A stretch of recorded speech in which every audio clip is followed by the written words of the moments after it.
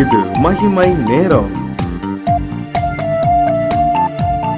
கிறிஸ்துவுக்குள் மிகவும் பிரியமான மகிமை தொலைக்காட்சி நேயர்களை இந்த மகிமை நேரம் நிகழ்ச்சியில சந்திப்பதில் மிக்க மகிழ்ச்சி அடைகிறேன். பிரியமானவர்களே, கர்த்தர் நமக்கு பரத்திலிருந்து ஈவுகளை கொடுத்து கொண்டிருக்கிறார். எனவே தான் ஒவ்வொரு நாளும் அவருடைய வார்த்தையை கேட்கும்படியாக கர்த்தர் கிருபை செய்து கொண்டிருக்கிறார். ஆண்டவர் நம்மோடு கூட பேசுகிற வார்த்தையை கேட்பது அவ்வளவு பெரிய பாக்கியம். அதோடு கூட மாத்திரமல்லாமல் அந்த வார்த்தையின்படி செய்வதும் கூட மிகப்பெரிய பாக்கியமாய் கூற கருதப்படுகிறது. இந்த வாரத்திலும் கூட இந்த நிகழ்ச்சியின் வழியாக கர்த்தர் நம்மோடு கூட பேசுகிறதான ஒரு வார்த்தை கர்த்தருக்கு பிரியமான வாழ்க்கை என்பதாகும். கர்த்தருக்கு பிரியமான வாழ்க்கை, ஒரு வாழ்க்கையாய் நம்முடைய வாழ்க்கை எப்படியாக இருக்க முடியும், அந்த வாழ்க்கையை நாம் எப்படி வாழ முடியும் என்பதை குறித்து இந்த வாரத்தில் நாம் சிந்திக்க இருக்கிறோம். இதற்கு ஆதாரமாக தெரிந்து கொள்ளப்பட்டதான வசனம் சங்கீதம் 143 10வது வசனம் இப்படியாக சொல்லுகிறது: உமக்கு பிரியமானதை செய்ய எனக்கு போதித்தருளும், நீரே என் தேவன், உம்முடைய நல்ல ஆவி என்னை செம்மையான பாதையிலே நடத்துவதாக. தாவீது இந்த ஒரு ஜபத்தை ஏறெடுப்பதை நாம் பார்க்கிறோம். இந்த சங்கீதத்தை எழுதியவர் அவர் தாவீது. அவருடைய விருப்பம், வாஞ்சை என்னவாக இருந்தது? கர்த்தருக்கு எது பிரியமோ, கர்த்தருக்கு எது விருப்பமோ அதை தான் தன்னுடைய வாழ்க்கையிலே செய்ய வேண்டும். இதுதான் தாவீதினுடைய வாழ்க்கையிலே ஒரு விருப்பமான காரியமாக காணப்பட்டது. எனவே தான் அவர் சொல்லுகிறார், உமக்கு பிரியமானதை செய்ய எனக்கு போதித்தருளும். கிறிஸ்துவுக்குள் பிரியமானவர்களே, இன்னைக்கு ஆண்டவருக்குள்ளாக வாழ்கிறோம் என்று சொல்லுகிற நாம் நிஜமாகவே உண்மையாகவே ஆண்டவருக்கு பிரியமான வாழ்க்கை தான் வாழ்ந்து கொண்டிருக்கிறோமா? இல்லை அவ்வப்போது ஆண்டவருக்கு பிரியமான வாழ்க்கை வாழ்கிறோமா? இல்லை எப்போதுமே நமக்கு நாமே பிரியப்படுத்தி கொண்டு வாழ்கிறதான வாழ்க்கையை நாம் வாழ்ந்து கொண்டிருக்கிறோமா?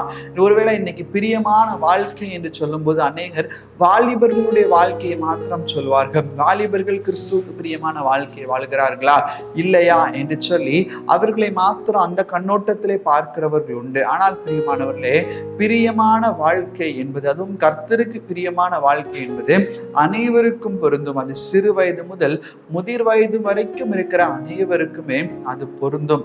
எனவே தான் இந்த இடத்துல தாவீது அவர் ஒரு ராஜாவாக ஒரு முதிர் வயதின் காலத்தில் இருக்கும்போது கூட அவர் எழுதுகிறார், உமக்கு பிரியமானதை செய்ய எனக்கு போதித்தருளும் என்று சொல்லி அவர் எழுதுகிறார். பிரியமானவர்களே, இன்னைக்கு தாவீது ஏன் இப்படிப்பட்டதான ஒரு வார்த்தையை அவர் எழுத வேண்டும் என்று சொல்லி நாம் பார்ப்போமானால், தாவீதினுடைய அழைப்பு எப்படிப்பட்டதான அழைப்பாய் காணப்பட்டது? தாவீது ஏன் ஆண்டவரிடத்துல, ஆண்டவரே உமக்கு எது பிரியமோ அதை நான் செய்கிறேன் என்று சொல்லி அவர் ஏன் இப்படிப்பட்டதான ஒரு ஜபத்தை ஏறெடுக்கிறார் என்று சொன்னால், அவருடைய அழைப்பு ஒரு சிறந்த அழைப்பாய் காணப்பட்டது. 1 சாமுவேல் 16வது அதிகாரத்துல நாம் வாசிக்கும் போது 10வது வசனம் இப்படி சொல்லுகிறது: இப்படியாய் ஈசாய் தன் குமாரரில் 7 பேரை சாமுவேலுக்கு முன்பாக கடந்து போக பண்ணினான். பின்பு சாமுவேல் ஈசாயை பார்த்து, கர்த்தர் இவர்களில் ஒருவனையும் தெரிந்து கொள்ளவில்லை என்று சொல்லி, அப்பொழுது சாமுவேல் தைல கொம்பை எடுத்து அவனை அவன் சகோதரர் நடுவிலே அபிஷேகம் பண்ணினான். அந்நாள் முதற்கொண்டு கர்த்தருடைய ஆவியானவர் தாவீதின் மேல் வந்து இறங்கி இருந்தார். சாமுவேல் எழுந்து ராமாவுக்கு போய்விட்டான். பிரியமானவர்களே, தாவீது அவரை கர்த்தர் எப்படி தெரிந்து கொண்டார் என்பதை அவர் நன்கு புரிந்திருந்தார். தாவீதுக்கு உரிய சகோதரர்கள் 7 பேர் இருந்த போதிலும் அவர்களை கர்த்தர் தெரிந்து கொள்ளவில்லை. அவர்கள் எல்லாரையும் புறமாக தள்ளி இந்த கடைசியா இருக்கிறதான தாவீதை, அப்போது இருந்த சூழ்நிலையிலே இந்த கடைசியா இருக்கிறதான தாவீதை கர்த்தர் தெரிந்தெடுத்தார்.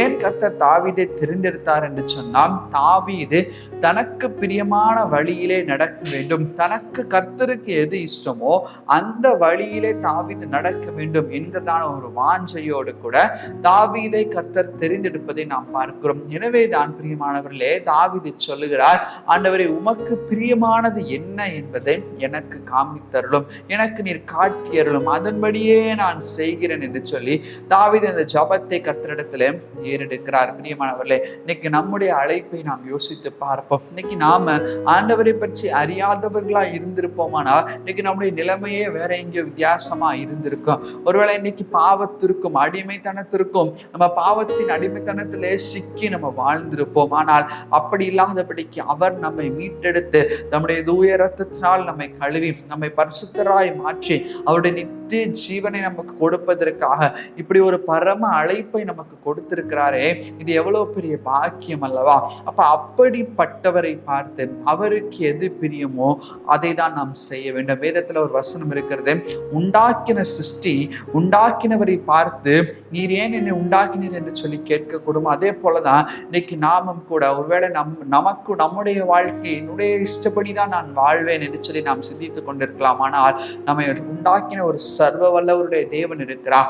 அந்த தேவன் சகலத்தையும் நம் மூலமாய் செய்ய அவர் வல்லவராய் கூட காணப்படுகிறார். பிரியமானவர்களே, அப்போ அதற்கு நம்ம என்ன செய்ய வேண்டும்? அவருக்கு பிரியமான வாழ்க்கையை நாம் வாழ வேண்டும். இதேதான் அப்போஸ்தலனாகிய பவுல் கொரிந்தியருக்கு எழுதின 2வது நிருபம் 5வது அதிகாரம் 9வது வசனத்துல நாம் வாசிக்கிறோம். அது நிமித்தம் நாம் சரீரத்திலே குடியிருந்தாலும் குடியிராமல் போனாலும் அவருக்கு பிரியமா இருக்க நாடுகிறோம். அவருக்கு பிரியமானவர்களா இருக்க நாடுகிறோம். பவுல் எழுதும்போது சொல்லுகிறார், அவருக்கு எது பிரியமோ அதன்படி செய்ய நாம் நாடுகிறோம். இதுதான் எபேசியர் நிருபத்துல நான் வாசிக்கிற எபேசியர் 5:10 வசனத்துல, கர்த்தருக்கு பிரியமானது இன்னதென்று நீங்கள் சோதித்து பாருங்கள். இன்னைக்கு ஒரு நிமிஷம் நம்ம யோசித்து பார்ப்போம்.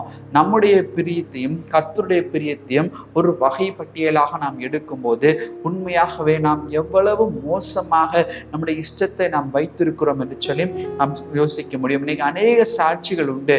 எப்படிப்பட்ட சாட்சிகள்? நான் ஏதோ ஒரு வழியில யோசித்து போனேன், ஆனா இன்னைக்கு ஆண்டவர் என்ன வேற வழியில திருப்பி இருக்கிறாரு, ஆனா அந்த வழியில ஆண்டவர் என்ன பிரகாசமா வச்சிருக்கிறாருன்னு சொல்லி அநேகர் சாட்சி சொல்வது உண்டு. பிரியமானவர்களே, இதே போல நம்முடைய வாழ்க்கையை மாற வேண்டும் என்று சொன்னால் அவருக்கு பிரியமானது என்ன என்பதை ஆராய்ந்து அறிந்து அதன்படி செய்ய, அப்படிப்பட்டதான வாழ்க்கை வாழ நாம் ஒப்பு கொடுக்க வேண்டும். தாவீது அவருடைய அழைப்பை மறவாதபடிக்கு ஆண்டவர் அவரை வேறு பிரித்து எடுத்தாரே, அதே போலதான் இன்னைக்கு நம்மையும் கூட தாயின் கருவிலை உருவாவதற்கு முன்பதாகவே நம்மை தெரிந்தெடுத்தேன் என்று சொன்னாரே, அவருக்கு பிரியமானதை என செய்ய நாம் நாடும்போது நிச்சயமாக சிறந்ததை தான் நம்முடைய வாழ்க்கையில் அவர் அனுமதித்திருப்பார். அவருக்கு பிரியமில்லாததை செய்யும் போது அதனுடைய வழிகள் கோணல் மணலா இருக்கலாம். ஆனால் ஆண்டவருக்கு பிரியமானதை செய்ய நாம் நாடும்போது நிச்சயமாக சிறந்த ஒரு வாழ்க்கையை கர்த்தர் நமக்கென்று வைத்திருப்பார். அதுல எந்த விதமான சந்தேகமும் நமக்கு வேண்டாம். எனவே இன்னைக்கு தாவீது ஜெபித்தது போல நாமும் சொல்ல வேண்டும், ஆண்டவரே உமக்கு பிரியமானதை செய்ய எனக்கு நீர் போதித்தருளும் என்று சொல்லி கேட்போமா? ஆண்டவர் நோக்கி கண்களை மூடுவோம். ஸ்தோத்திரம் கர்த்தாவே, நன்றியோடு கூட உண்மை துதிக்கிறோம். இந்த நாளில் கூட கர்த்தர் நீர் எங்களோடு கூட பேசின இந்த நல்ல வார்த்தைகளுக்காக உமக்கு நாங்கள் நன்றி செலுத்துகிறோம். உமக்கு பிரியமானதை செய்ய எங்களுக்கு போதித்தருளும் என்று சொல்லி சங்கீதக்காரனாகிய தாவீது கேட்பது போல நாங்களும் கூட இன்னைக்கு உடைய சமூகத்தில் கேட்கிறோம். கர்த்தாவே, உமக்கு எது பிரியமோ அது எங்களுக்கு இஷ்டமா இருக்கட்டும். எங்களுடைய வாழ்க்கையில சுயம் சாகட்டும், சுயம் எங்களில் சாம்பலாய் மாறட்டும். எங்களுடைய வழிகள் மனுஷரின் யோசனைகள் கரமுடான யோசனைகளாய் இருக்கிறதே கர்த்தாவே, அப்படிப்பட்ட ஒரு பாவத்துல அன்றைய நாங்கள் சிக்கிவிடாதபடிக்கு உமக்கு பிரியமானதை மாத்திரம் எங்கள் வாழ்க்கையிலே செய்கிறவர்களாயும் அதன்படி நடக்கிறவர்களாய் நீர் எங்களை மாற்றும். ஒருவருக்கே துதிகன மகிமை ஏறெடுக்கிறோம். மீட்பராம் இயேசு மூலம் ஜெபிக்கிறோம் எங்கள் ஜெபங்களை நல்ல பிதாவே. ஆமேன், ஆமேன்.